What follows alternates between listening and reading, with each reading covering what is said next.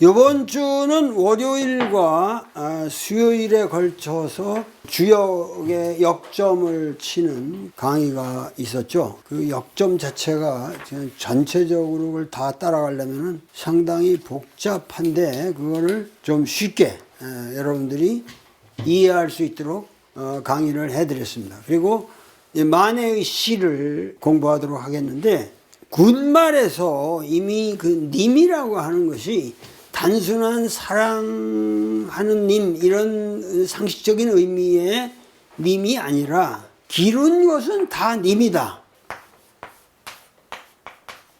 기른 것은 다 님이다. 이렇게 했는데, 여기 기른 것이라는 것도 저 뒤에 가면은 기루다가 원어가 되어 있어요. 이 사람의 용법에서. 기루다라는 것 자체가 요새 말로 하면은 뭐 기루다로 되겠죠. 그러니까 이것 자체가 그리워하다, 뭔가 아쉬워한다. 기루다라는 건 뭔가 그 자기의 삶의 이상이라고 그럴까? 자기가 예찬하고 추구하는 삶의 목표 같은 그런 추상적인 의미로서 이 사람은 님을 쓴 거예요. 그러니까 군말에서부터 이미 이 중생이라고 하는 거는 석가의 님이고, 석가의 님이고, 철학은 칸트의 님이고, 봄비는 장미화의 님이고, 이태리는 사실 마친이라고 그래야 할 텐데 마신이라고 했어요. 여기 마친이라는 인물은 사실 근세적인 유럽에서 내셔널리즘, 모든 민족국가 운동의 아주 굉장한 그 근원을, 근본적인 이상을 제시했단 말이에요. 그러니까는 마치니가 그리는 이태리, 이걸 구성을 보면은 석가의 님, 그러니까 석가가 그리워하는 중생, 이 중생이 구원되어진, 이가 어떤 석가에 의해서 구원되어진 중생이다. 여기 칸트가 추구하는 건 근세 철학, 이 근대적 인간의 완성이란 말이야. 그러니까, 그리고 장미하는 봄비라는 건 이 대자연의 그 생리적인 그 이상이잖아요. 이게 봄비가 와야 모든 게 촉촉하게 자라고. 그러니까 여기에 이태리라는 걸 비교했고, 그러면 이 사람이 말한 님이라는 건 이 군말에서 이걸 종합해 보면 뭐야? 미래의 한국 상을 그리고 있는 거예요. 종교적으로도 완전히 억압되지 않고 중생이 다 해탈된 중생, 그리고 철학도 칸트 이상의 근대적 모든 이념을 구비한 대한민국, 그리고 봄비는 이 산천초목이 다 우거진 아름다운 대자연, 이것이 우리 인간의 생리적 조건에 가장 맞는 그야말로 삼천리 금수강산의 대한민국, 그 다음에 이 일본 식민지하에서 벗어난 어떤 민족 국가로서의 독립 국가로서의 대한민국, 이거를 이 사람은 얘기하고 있는 거야. 그러니까 이게 얼마나 우리가 이런 것도 그냥 미스하기 쉽단 말이야. 레토릭으로 보기 쉽단 말이야. 근데 이거를 다 합쳐서 이 사람은 나는 님이라는 거를 쓰고 있다라고 이미 여기 밝히고 있잖아요. 이거를 전제로 하지 않으면은. 근데 일본 놈들은 이러한 이상을 가진 민족을 지금 자유라는 이름 아래 완전히 억압하고 그냥 뭉개고 있다. 이런 상황에서 이거는 어떠한 의미에서 엄청난 독립선언서가 되는 거예요. 그러면서 그 다음에 나온 게 뭐죠? 님의 침묵이라는 시잖아요.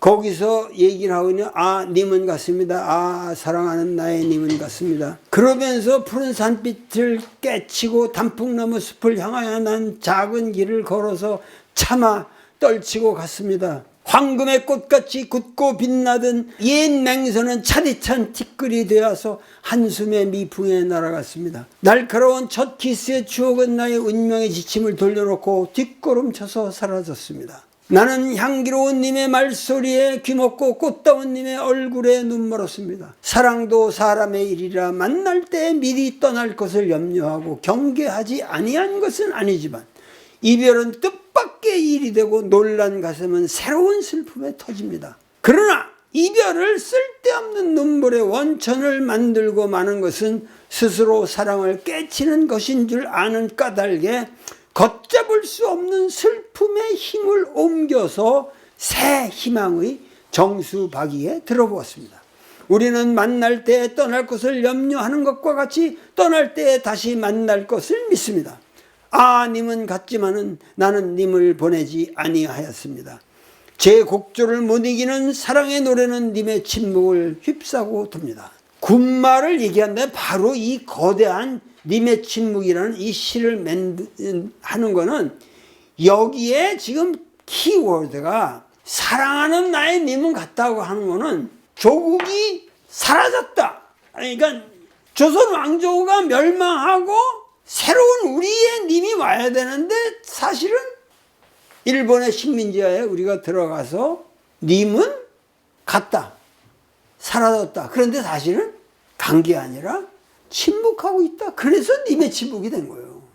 이 님의 침묵이나 오늘날 우리가 갖고 있는 어떤 이 애절한 느낌 이런 것이 아주 상응이 된단 말이에요. 똑같은 거예요. 근데 여기 가장 중요한 게 날카로운 첫 키스의 주옥은 나의 운명을 지침을 돌려놓고 뒷걸음쳐서 사라졌다는 말 자체가 내가 보기에는 가장 결정적으로 이 사람이 3.1 만세 혁명의 주역이 됐었다고 하는 그 체험을 고백하는 것이죠. 거기서 우리 국민이 깨어났고 나도 날카로운 첫 키스를 하는 것과 같은 그러한 감동을 받았는데 그것이 뭐야? 나의 운명의 지침을 돌려놨다니까. 지금이야말로 우리가 우리 민족의 미래를 확실하게 되찾을 수 있는 기회라고 역설적으로 보는 거죠. 그래서 나는 향기로운 님의 말소리에 귀먹고 꽃다운 님의 얼굴에 눈멀었다는 거는 뭐냐면 님이 더욱 그리워지고 더 깊어져서 님의 말소리에 귀먹고 님의 얼굴에 눈멀었다. 그러면서 하는 말이 사랑도 사람의 일이라 만날 때 미리 떠날 것을 염려하고 경계하지 아니한 것은 아니지만 이별은 너무도 뜻밖의 일이었다. 너무 자기도 멍하게 있다 당했다 이거야. 그러면서 이게 국가가 사라지고 민족이 일본에 의해서 완전히 뭐 내선일체 그러면서 그냥 완전히 민족이 말살되고 언어를 말살시키고 이런 상황에 이별은 뜻밖의 일이 되고 놀란 가슴은 새로운 슬픔에 터집니다. 그러니까 이 새로운 슬픔이라는 말이 중요하다고 했죠. 새롭다고 하는 거. 이건 완전히 우리 민족에 있어 새로운 경험이다. 그런 얘기죠. 완전히 새로운 경험이다. 이게. 그래가지고 새로운 슬픔을 그 다음에 뭐냐면 슬픔의 힘을 옮겨서 새 희망의 정수박이에 들이붓는다. 이 새로운 슬픔 때문에 오히려 우리는 새로운 희망을 가질 수 있게 됐다. 그거를 생명의 원천인 정수박이에다가 들이분다. 그러기 때문에 우리는 떠날 것을 염려하는 것과 같이 떠날 때 다시 만날 것을 믿습니다. 지금 대한민국에서 지금 우리가 이대로 당하고 남북에 전쟁이 나고 지금 모든 서울에 그냥 원자폭탄이 떨어지고 이렇게 되리라고 그거를 환영하면서 환호하는 사람이 누가 있냐고 여기. 그러고 결론이 뭐예요? 님은 갔지만은 나는 님을 보내지 아니하였습니다. 지금 민주주의가 그야말로 지금 완전히 도탄에 빠져서 민주주의가 말살되고 있지만은 우리는 민주주의를 보내지 아니하였습니다. 우리는 결코 대한민국의 이 자랑스러운 문화와 이 모든 것을 몇몇의 사람들에 의해서 이렇게 농락당하는 그러한 역사를 우리는 좌시할 수 없을 것이다. 그래서 제 곡조를 못 이기는 사랑의 노래는 님의 침묵을 휩싸고 돕니다. 그랬죠. 제 곡조를 못 이기는 사랑의 노래는 건 너무도 사랑하기 때문에 그 울분과 그 감동에 북받쳐서 제 곡조도 제대로 못 부른다. 그런 얘기, 못 이긴다는 말은. 그래서 님의 침묵을 휩싸고 돕니다는 건 님의 침묵이라고 하는 님의 숨결이죠. 여기서 이제 이 얘기를 하고 그 다음에 오늘 지금 공부할 시는 이별이라는 아주 간략한 시죠. 그래서 뭐라 그러냐면 이별은 미의 창조다. 이렇게 이별은 미의 창조. 이거 이별이라는 건 계속해서 이 앞에 님의 침묵에서 님은 같다. 그렇기 때문에 그 같다라는 말이 이별이죠. 이별이라는 건 님이 떠났다. 나 엊그저께 그 명진 스님 이 명진 스님이라는 분은 우리가 여러분들이 잘 모르지만 사실은 명진이라는 사람은 춘성 스님의 시봉을 들었던 사람이에요. 춘성 스님은. 근데 춘성 스님은 만해 스님의 수저거든요. 만해 스님의 모든 그 정기가 이 춘성에게 갔고 춘성 밑에서 명진이니 그 여러 사람이 나오게 되는데 만해 스님도 제대로 그 온돌방을 따뜻하게 하지도 않고 냉골에서 이불도 안 덮고 자고 그런 훈련이 아주 심했던 모양이에요. 춘성 스님도 그냥 길거리에서 그냥 꼬부리고 앉아서 자기도 하고 뭐 그런데 그 이불 같은 걸 이렇게 덮고 자면은 빵 차면서 이 자식들아 이불이라는 거는 부처를 떠난다는 건데 에? 부처님 생각하면 니들 이 이불 덮고 잘 수 있냐? 그러면서 뻥뻥 쳤대요. 하여튼 그 춘성이라는 분은 너무도 그 재치 있는 언사와 뭐 하여튼 그 대단한 경지가 있었던 분인데 그 이별이라는 말 가지고 이불이라는 말 내가 갑자기 생각나서 한번 얘기를 한 건데 부처님을 떠나는 거다. 이불 덮고 자는 게 편하게 이 자식들아. 에? 근데 하여튼 여기 이별이라고 하는 것은 이 사람은 우리가 조선 왕조도 이별을 했고 지금 우리가 나라도 지금 이렇게 이별을 했는데 그것 자체가 미의 창조라는 테마를 내걸고 이게 시지만은 굉장한 하나의 논설이죠. 1910년대부터 이미 확고한 이런 그 언어 감각을 가지고 있었거든. 그래서 이별은 미의 창조다라고 하는 정말 이거는 서양 철학적인 그야말로 언어를 지금 이 사람이 만든 거죠. 그래서 이별이라고 하는 거는 이별로서 끝나는 것이 아니라 그것은 우리에게 아름다움을 창조하는 원천이 된다. 그렇잖아요. 그 여자도 우리가 이별을 하고 나면 그 그리움이 생기고 그 그리움 속에서 자꾸만 보게 되면은 그 아름답게 묘사가 되고 아름답게 기억이 되고 거기서 어떤 아름다움을 만들어낸단 말이에요. 그러니까 항상 우리가 이 비극적인 이 식민지 상황에 굴러떨어지게 되었다는 것 자체도 이 사람은 여기서 우리 민족은 새로운 아름다움을 창조해 낼 것이다라고 하는 어떤 확고한 그 격려와 미래에 대한 확신을 이 사람은 말하고 있는 겁니다. 근데 여기 중요한 게 이별의 미는 이별이 만들어내는 아름다움이라는 것은 아침의 바탕 없는 황금과 아침에 바탕이 없는 이 질이라고 썼는데 이 사람이 해설적으로 우리가 보통 재질이라는 말을 쓰지만은 이 질이라고 하는 구체적인 이 흙이면 이 흙의 질감이 있어야 이제 그걸 가지고 벽돌도 굽고 그러는 거예요. 그러니까 이 질이라는 건 구체적인 물건이에요. 그러니까 아침의 바탕 없는 황금이라고 하는 건 구체적인 그 질이 없는 황금. 아침에 해가 떠오르는데 그냥 황금빛으로 쫙 물들이지만 그거는 질이 아니야. 황금이 거기에 입혀지는 게 아니란 말이야. 아침에 바탕 없는 황금과 밤의 올 없는 검은 비단. 그러니까 검은 비단인데 이게 올이 없어. 이거 밤에 구체적인 질이 없는 것처럼 그러한 검은 비단이라고 하는 게 이게 뭐야? 허상이죠. 밤에 올 없는 검은 비단. 그 다음에 죽음 없는 영원의 생명. 이것도 생구라지. 에? 영원한 생명이라 그러면서 죽음이 없다? 그거는 영원한 생명이 아니다 이거예요, 이 사람은. 이게 기독교가 들어와서 구라치는 거야. 서양 사람들이 다 와서 구라치는 얘기를 하는 거야. 죽음 없는 영원의 생명. 그리고 이 사람의 더 센 거는 타고르를 까잖아요. 전부 있다고 죽음 없는 영혼의 생명 이런 걸 가리키고 있다는 거죠. 타고르의 기탄잘리라는 그 작품 자체가 이건 여기서 시들지 않는 하늘의 푸른 꽃이라면은 시들어야지. 그게 꽃이냐 이거야. 그게 향기가 있느냐. 하늘의 천당에 가면 그냥 뭐 유리로 만든 꽃 같은 게 시들지 않는 하늘의 푸른 꽃. 여기 아침에 바탕 없는 황금, 밤에 오리 없는 검은 비단, 죽음 없는 영원의 생명, 시들지 않는 하늘의 푸른 꽃. 이 네 가지가 다 뭐죠? 리얼하지 않죠. 이 허상이죠. 허상이야.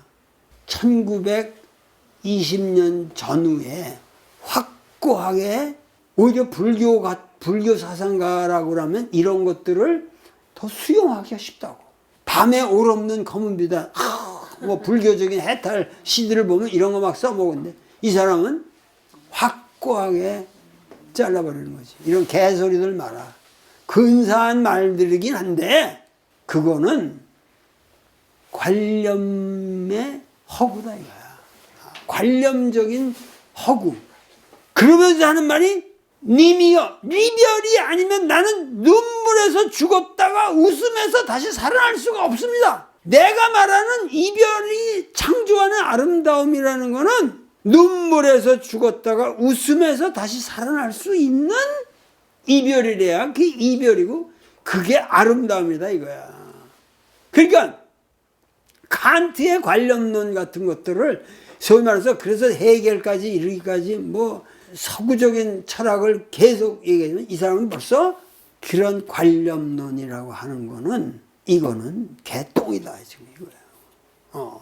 이별은 미의 창조. 그러니까 1920년 뭐 한 10년대 1910년대 우리나라에서 이렇게 서구적 관념론에 대해서 확고한 견해를 가지고 있던 사람은 만해밖에 없어요. 만해밖에 없어요. 정말 이거는 기적이에요. 내 제자가 엊그저께 와서 인사를 하는데 이걸 읽고 온 거야. 그래서 전북대학교에서 교수라고 있는 애인데 걔보고 물어보니까는 진짜 만해는 이거는 한국 역사의 기적입니다. 그러는 거야. 기적이다, 이 기적. 이거는 원효 이래 바로 원효가 그대로 살아난 이건 기적입니다. 이거를 갖다가 선생님께서 그걸 다시 깨우쳐 주셨지만은 이거는 정말 기적이다. 이런 기적적인 인물이 있었다는 거 이거를 지금이라도 늦지 않았으니까 사람들이 깨달아야 합니다. 이게. 그래서 우리 민족이 다시 태어나야 된다. 지금 저는 이거를 읽고 바로 이게 문사철이 다 종합되어 있는 책이기 때문에 그 전북대학교에서 학생들을 가리키는 교재로 이미 쓰고 있습니다. 그러더라고. 사방에서 그렇게 이 책을, 이 만해를 이제 살려내는 이 만해학이 우리나라에 이제 새롭게 등장할 적에 우리 민족이 정신을 차리게 될 것이다. 윤석열 대통령 같은 인물을 대통령으로 만들지는 않게 될 것이다. 진정한 이별이라고 하는 것은 눈물에서 죽어. 눈물 속에서 죽는다. 이게 예수가 말하는 부활이나 뭐 그런 거 상징적으로 얘기하잖아. 그래서 눈물에서 죽었다가 웃으면서 다시 살아나야 그런 체험을 하는 리별이래야 리별이고 그래야 그것이 아름다운 것이다. 오 리별이요 아름다움은 이별의 창조입니다. 이것도 재밌잖아요. 첫 번에는 뭐라 했어요? 이별은 미의 창조입니다. 근데 제 끝에는 미는 이별의 창조입니다. 이 시의 출발은 이별은 미의 창조입니다. 그런데 마지막에 미는 이별의 창조입니다. 같은 얘기입니다. 같은 얘기인데 레토리컬하게 이렇게 바꿀 줄 아는 이 시인의 감각 참으로 놀랍습니다. 그래서 이별은 미의 창조라는 이 시는 짧지만 만해의 사상을 압축하는 명시라고 하겠습니다. 한번 읽으면서 여러분들과 감동을 나누려고 합니다. 이별은 미의 창조입니다. 이별의 미는 아침의 바탕 없는 황금과 밤의 올 없는 검은 비단과 죽음 없는 영원의 생명과 시들지 않는 하늘의 푸른 곳에는 없습니다. 님이여 이별이 아니면 나는 눈물에서 죽었다가 웃음에서 다시 살아날 수가 없습니다. 오 이별이여 미는 이별의 창조입니다. 오늘 강의는 이것으로 끝냈습니다. 감사합니다.